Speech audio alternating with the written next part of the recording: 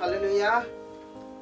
अब हम सब लोग एक बार परमेश्वर के वचन में जा रहे हैं। तो सबसे पहले आप सभी को हमारी ओर से प्रभु यीशु मसीह के नाम से जय मसीह की धन्यवाद करते हैं। हम आज के दिन जो परमेश्वर ने फिर एक बार हमें इस जगह पे प्रभु के वचन के लिए और इस रिकॉर्डिंग के लिए जो प्रभु का वचन हम इसके अंदर शेयर करें, और धन्यवाद करते हैं परमेश्वर का जिसने हमें ये एक बार फिर समय दिया है।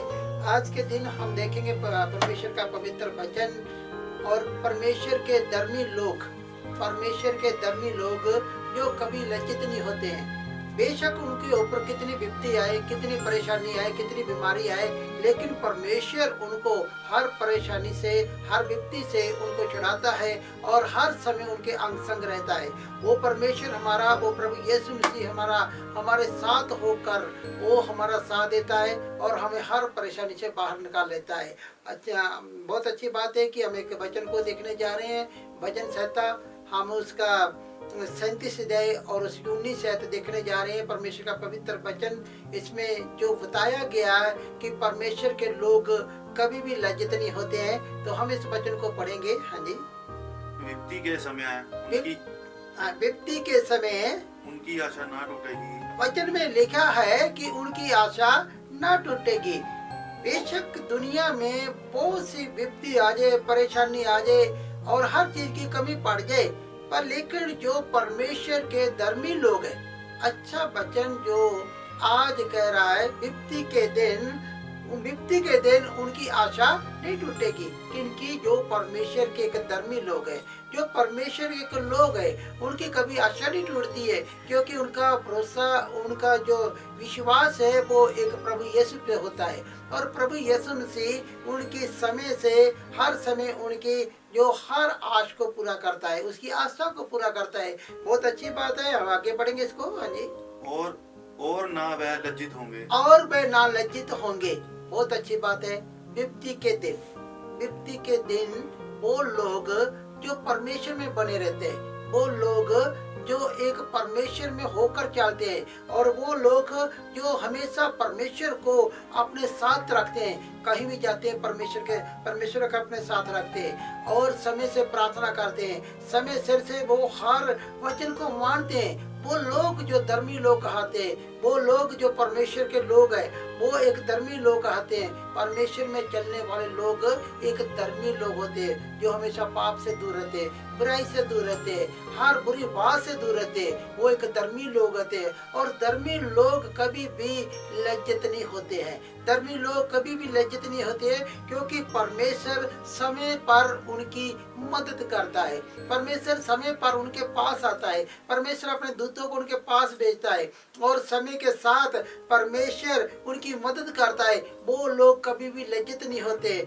लेकिन परमेश्वर के वचन के द्वारा वो आगे बढ़ते हैं। अच्छी बात है कि वो आगे बढ़ते हैं। आगे बढ़ेंगे। हाँ जी। और अकाल के दिनों में वह तृप्त होंगे। विपत्ति के दिनों में भी वो कभी शर्मिंदे नहीं होंगे, कभी भी लज्जित नहीं होंगे। और विपत्तियों के दिन, परेशानियों के दिन, कमी के दिन में भी वो हमेशा खाते रहते हैं, बहुत ज्यादा खाते रहते हैं, आनंद रहते हैं, क्योंकि परमेश्वर उनके साथ होता है। और जो परमेश्वर के अधीन होते तो परमेश्वर उनके साथ होता है, परमेश्वर का हाथ उनके ऊपर होता है। तो मेरे बहन भाइयों, तो हम एक वचन और देखने जा रहे हैं, जो है कि दूसरा राजा उसका 4:1 से देखने जा रहे हैं। यहाँ पे एक दिखाया गया है कि एक जो विधवा औरत है, वो जब उनके बच्चों को जिन्हें कर्जा लेना था, वो उनके घर पे आए और उनसे बहुत कुछ बोला, और यहाँ तक बोला गया कि उनके बच्चों को हम लेके जाएंगे, अपने घरों में काम कराएंगे। आप जानते हैं कि जो बच्चे इतने बड़े नहीं है, बच्चे छोटे छोटे बच्चे हैं। और छोटे बच्चे जब एक किसी घर में जाके गुलाम हो, एक किसी घर में जाकर वो काम करे जिनकी पढ़ने की उम्र है, तो एक माँ उन बच्चों को देखकर कैसे बर्दाश्त कर सकती है, कैसे सह सकती है। क्योंकि आप जानते हैं कि बच्चे छोटे हैं, और छोटे बच्चे जब काम करेंगे तो माँ का क्या होगा। और मेरे बहन भाइयों, जब ये बात हुई तो क्या हुआ, पवित्र वचन से ही देखेंगे इसको। हाँ जी। वेश्याओं के चेलों की पत्नियों में से एक स्त्री ने एलीशा को दुहाई देकर कहा, और यहाँ पे लिखा है व्यवस्था के एक चेले की स्त्री में, और बहुत अच्छी बात है। जो स्त्री थी वो एक विधवा थी, उसका पति एक प्रभु का काम करता था और उसका पति जो प्रभु के पास चला गया था। अब वह औरत अकेली रह गई है, लेकिन अकेली रहने के कारण उसके पास कोई काम नहीं था और कुछ भी नहीं था, और दिन में दिन जो उसके पास था वो खत्म होता गया। और एक दिन ऐसा आया कि उसके ऊपर बहुत सारा एक कर्जा हो, वो कर्जदार हुई, और जो लोग थे कर्जा लेने वाले थे वो उसके घर पर आते और उनको बुरा बोलते और गाली गलौज करते और काफी उनको बोलते। लेकिन एक दिन इतना परेशान हुई क्योंकि उन लोगों ने क्या बोला कि हम आपके बच्चों को लेके जाएंगे और आपके बच्चों को हम अपने घरों में खेतों में इनसे काम करवाएंगे। जब हमारा पैसा पूरा होगा तब आपके बच्चों को हम छोड़ेंगे। इतनी बातों को देखकर एक माँ कैसे सहन सकती है। लेकिन मेरे बहन भाइयों, विपत्ति के समय परमेश्वर के लोग कभी लज्जित नहीं होते। वो उसने कभी किसी से दूसरे से नहीं मांगा कि मैं दूसरे से जाकर पैसा लेकर उनको दे दूं, या मैं कहीं से ब्याज से लेकर दे दूं, कहीं से उधार लेकर दे दूं। लेकिन एक ही बात है, उसने कहा कि मैं जाऊंगी, मेरा परमेश्वर है, वो मुझे कभी शर्मिंदा नहीं होने देगा, वो कभी मुझे लज्जित नहीं होने देगा। मैं आज ही अपने परमेश्वर के पास जा रही हूँ। आगे में क्या लिखा है? हाँ जी, तेरा दास मेरा पति मर गया और है, बोली तेरा दास मेरा पति जो मर गया है, और तू जानता है और तुम जानते हो कि वह यहोवा का भय मानने और वाला वह यहोवा का भय मानता था, पर जिसका वह कर्जदार था और जिसका वह कर्जदार था वह आया और वह आया कि मेरे दोनों पुत्रों को मेरे हाँ, दास बनाने के लिए ले जाए, और मेरे दोनों पुत्रों को अपने साथ लेके जाए ताकि वो अपने घर पे उन बच्चों से काम करवाए। आप देखो, छोटे बच्चे किसी के घर जाके काम करे तो कैसा लगेगा? अगर हमारे भी साथ ऐसा हो तो हमें कैसा लगेगा? लेकिन मेरे बहन भाइयों, जब हम परमेश्वर के अधीन चल रहे हैं, परमेश्वर का हाथ आपके ऊपर है, तो आप कभी लज्जित नहीं होंगे क्योंकि परमेश्वर आपके साथ है। बहुत हम देखते हैं वचन को कि जब वो लोग उनसे कर्जा लेने आए तो कितनी बातें बोली होंगी उनको, लेकिन उनके क्या बोला होगा? ठीक है भाई साहब, मैं आपका कर्जा दूंगी, लेकिन मुझे क्षमा चाहिए। और मुझे तो ऐसा लगता है कि उसने यही बोला होगा कि आज का दिन आपके पास है, आज की रात आपके पास है, अगर आपने हमारा कर्जा न दिया तो हम अपने दोनों बच्चों को अपने साथ लेकर जाएंगे। तो उसी समय वो कहाँ गई? किसी कर्जदार, किसी बड़े आदमी के पास नहीं गई है, किसी मंत्री के पास नहीं गई है, लेकिन एक ही रास्ता चुना है, वो है परमेश्वर, वो है प्रभु यीशु। और बोली मैं अपने परमेश्वर के पास जाऊंगी। और जब वो परमेश्वर के घर पे गई और परमेश्वर के दास से मिली तो उसको बोला कि मेरा पति जो मर गया और कर्जदार वो मेरे घर पे रुके हैं। हाँ जी, एलीशा ने उससे पूछा, और एलीशा ने उससे पूछा मैं तेरे लिए क्या करूं? मैं तेरे लिए क्या करूं? मुझे बता कि तेरा घर में क्या है, और मुझे बता तेरे घर में क्या है। हाँ जी, उसने कहा तेरी दासी और उसने कहा तेरी दासी के घर में एक हड्डी के तेल को छोड़ और कुछ नहीं है, और तेरी दासी के घर पे एक हांडी के छोड़ तेल को और कुछ भी नहीं है। अब देखो क्या है घर में? कुछ भी नहीं है, एक हांडी में छोटा सा तेल है, लेकिन इतना बड़ा कर्जा है।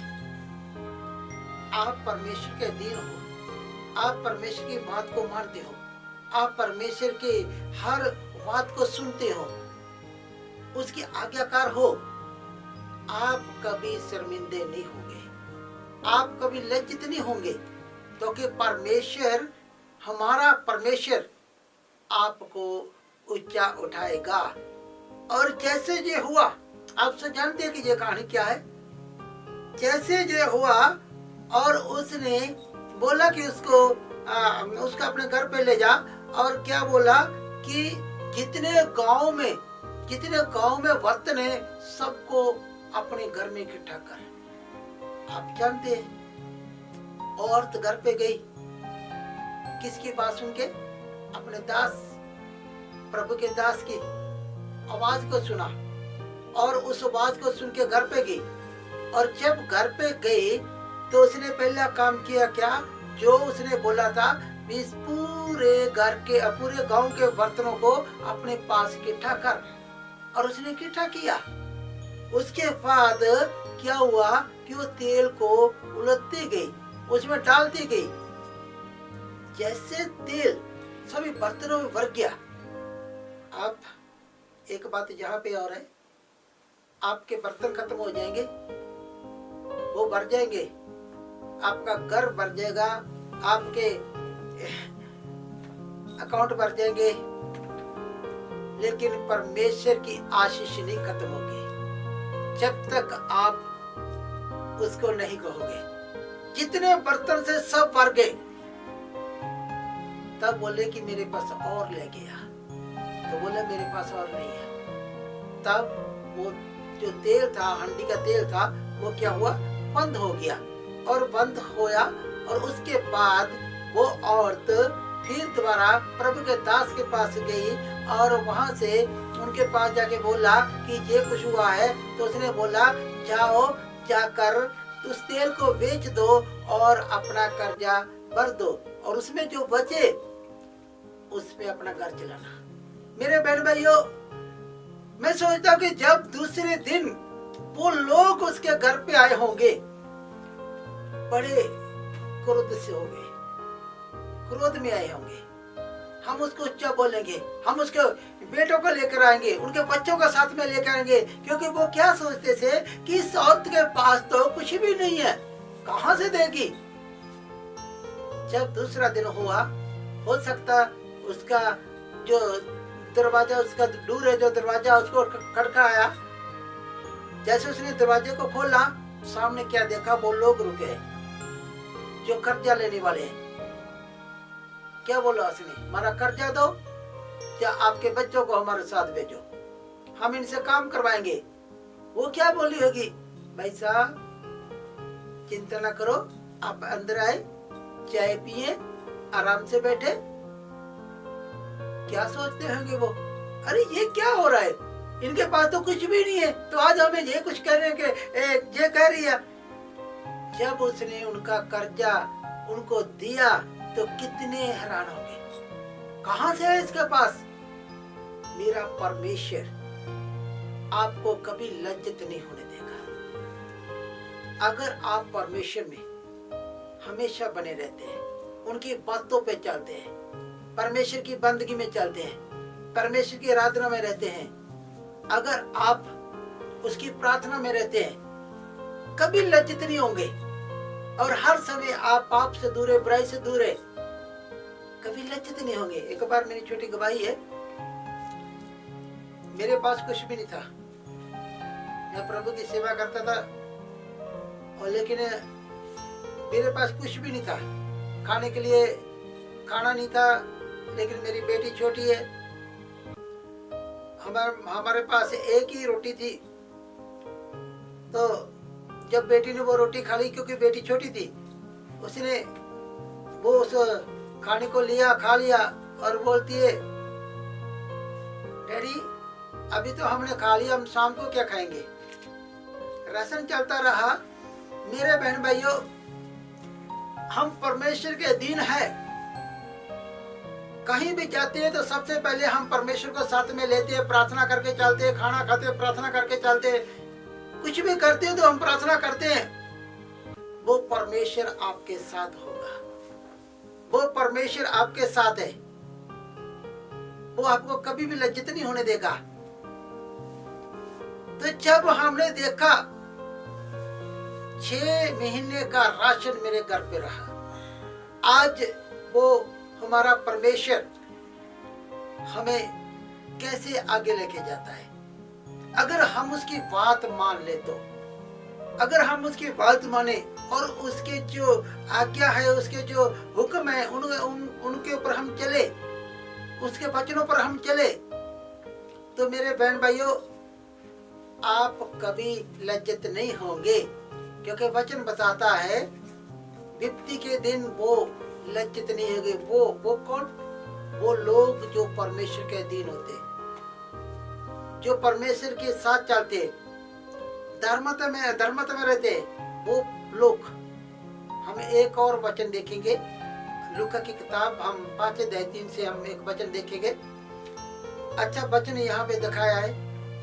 आज भी हम अगर परमेश्वर के साथ उसके वचन को मानकर चले तो मेरा यीशु मसीह कभी आपको लज्जित नहीं होने देगा। वो आपको ऊपर उठाता जाएगा, वो ऊपर उठाता जाएगा। बेशक देश में काल पड़ जाए, पूरे शहर को कुछ ना मिले, लेकिन आपके घर के अंदर परमेश्वर की आशीष होगी। आपके घर के अंदर परमेश्वर की आशीष बढ़ती जाएगी। आप उस आशीष को देखकर कितने आनंदित हो जाओगे। अभी हम देखते हैं वो लोग कितने आनंदित हुए आशीष को देखकर। हाँ, पढ़ेंगे हम लोग। उन नाव में से एक नाव पर शमौन की थी। चढ़कर उसने उससे विनती की कि किनारे से थोड़ा हटा ले चलो। धन्यवाद करते हैं प्रभु का। बहुत अच्छी बातें लिखी है यहाँ पे, बहुत अच्छी बातें लिखी है। यीशु मसीह एक नाव में चढ़ा जो सिमोन पतरस की थी। सिमोन पतरस की नाव थी वो। उसके ऊपर बैठ गया, चढ़ गया और पतरस को बोला, हे सिमोन, अब इसको गहरे पानी में ले चलो और वहां जाकर अपना जाल डालो। आप जानते क्या बोले वो? सिमोन बोला, पतरस बोला, प्रभु जी हम लोग पूरी रात मेहनत करते हैं, रात भर हमने मेहनत किया शिकार पकड़ने के लिए, लेकिन हमारे पास कुछ नहीं मिला, कुछ हमारे हाथ नहीं लगा। लेकिन वो क्यों नहीं उनको मिलता? आज बहुत सारे मेरे बहन भाई ऐसे ही करते, हमारे पास नहीं है, हमारे पास नहीं है, हमारे पास नहीं। क्यों नहीं है? आप इस बात को समझो, सोच कर देखो आपके पास क्यों नहीं है। क्योंकि आप परमेश्वर की बात को मान नहीं रहे हो। और जिस दिन आपने परमेश्वर की बात को मानना शुरू कर दिया, उसकी आवाज को सुनना शुरू कर दिया, उसी दिन से परमेश्वर की आशीष आपके ऊपर होगी। आगे हाँ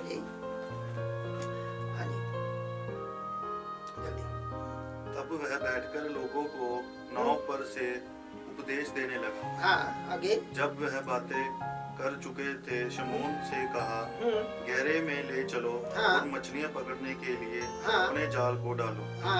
शमौन ने उसको उत्तर दिया, हे स्वामी, हमने सारी रात मेहनत की और कुछ ना पकड़ा, तभी तेरे कानों से जाल डालूंगा। बहुत अच्छी बात है। यहाँ पे बात और बाइबल बता रही है कि जब पतरस ने यीशु मसीह की आवाज को सुना और कहा कि अब मैं आपके कहने से मैं जाल को डालूंगा, और जैसे वो गहरे पानी में लेकर गया, जैसे वो उसकी नाव गहरे पानी में जा रही है तो मछलियां भी उधर को जा रही है। जब गहरे पानी में पहुंचा तो बहुत सारी मछलियां वहां पानी के अंदर उनको दिखाई दे रही है। तो क्या हुआ, उसने अपना जाल जो हुआ उनके ऊपर डाल दिया। जैसे जाल डाला और इतना भर गया कि जाल भी टूटने लगे, और यहाँ तक नाव एक लेके गए थे। वो एक नाव थी, लेकिन दूसरी को भी बुलाना पड़ा। इतनी आशीष परमेश्वर की उन लोगों के ऊपर होती है जो लोग परमेश्वर के अधीन होते हैं, जो लोग परमेश्वर की हर समय बात को मानते हैं, जो लोग परमेश्वर की बात को सुनते हैं और हमेशा वैसे करते हैं जो बाइबल में लिखा है। उन लोगों पर परमेश्वर की आशीषें रहती है। मेरे बहन भाइयों, आपके ऊपर आज से आशीष है, आपके ऊपर आज से आशीष होगी अगर आप आज से परमेश्वर की आवाज को सुने, आज से परमेश्वर की आवाज को सुनकर अपने हृदय में रखे और जैसा बाइबल कहती है वैसा करे। आज आप इतना आशीष से भर जाओगे, इतना भर जाओगे कि आप देखोगे और इस बात को जानकर हैरान हो जाओगे, क्योंकि परमेश्वर देने वाला है। जो परमेश्वर के लोग हैं वो कभी शर्मिंदे, वो कभी लज्जित नहीं होते हैं। मैं धन्यवाद करता हूँ प्रभु का। तो आप सब लोग आज से ऐसा ही करें कि परमेश्वर के अधीन होए। जो लोग इस वीडियो को देख रहे हैं, हम लोग उनके लिए प्रार्थना करेंगे छोटी। हम सब लोग अपनी आंखों को बंद करेंगे। परमेश्वर की आशीष आपके ऊपर आ रही है। धन्यवाद करते हैं मेरे यीशु राजा इस समय प्रभु, जो मेरे बहन भाई पिता इस वीडियो को देख रहे हैं पिता, उनके ऊपर आपकी आशीष आए, उनके ऊपर प्रभु आपकी इतनी आशीष आए पिता, जितना वो चाहते हैं उससे कई गुना उनको मिले मेरे प्रभु, कई गुना उनको मिले मेरे यीशु राजा। हाँ मेरे यीशु राजा, उनके घर ब्लेस हो जाए, उनका रसोई ब्लेस हो जाए पिता, उनके बच्चे ब्लेस हो जाए मेरे यीशु राजा पिता। हाँ मेरे प्रभु, जो धर्मी लोग हैं वो कभी भी लज्जित नहीं होते हैं, क्योंकि उन्होंने प्रभु आप पर भरोसा रखा है, आप पर विश्वास रखा है पिता। हाँ मेरे यीशु राजा, आपने किया, आज उनको ब्लेस कर दिया। हाँ पिता, आपने ब्लेस किया, मैं धन्यवाद करता हूँ यीशु मसीह के नाम से, आमीन।